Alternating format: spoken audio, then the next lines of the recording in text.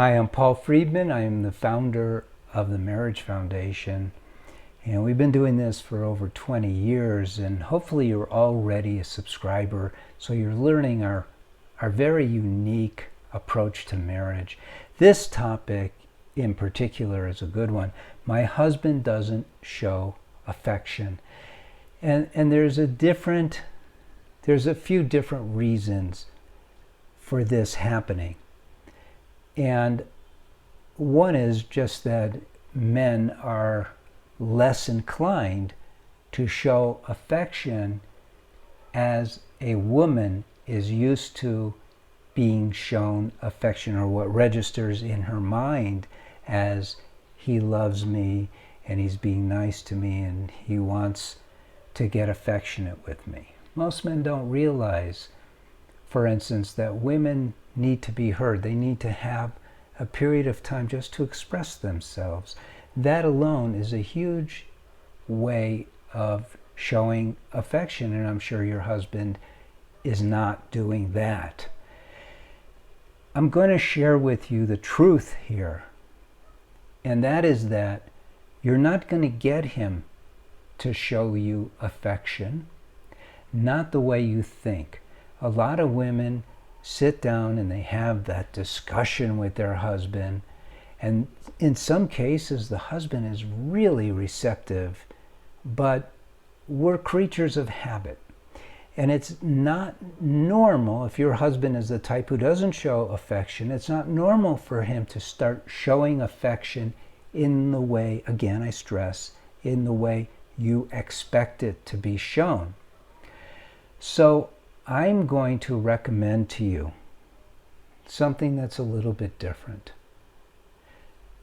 Instead of aching for that, desiring that, when that comes up, take charge of your mind and say to your mind, I talk to my mind all the time. There's nothing wrong with that. You see, you own your mind. Your mind is a servant of yours. You're a soul. Say to your mind, instead of being sad about this, we're going to love him more. We're going to offer him loving affection. And we're not going to expect anything. We're not going to want anything in return. And I know it's a tall order because we're taught, and we have these bodies that are driving us for self-preservation, which is a selfishness. And so it's a difficult thing to grasp. But the truth of the matter is you're not going to be happy, not just in your marriage, but you're not going to be happy until you learn to love and to train your mind to not have expectations. The mind is what gets in the way of the soul, of the heart. It's just a fact. Because the mind is constantly pinged by the body's drive to survive. And so the love that we should be manifesting all the time, and that's where we should be putting our energy, the mind is saying, what about me? What about me? So don't negotiate with your mind.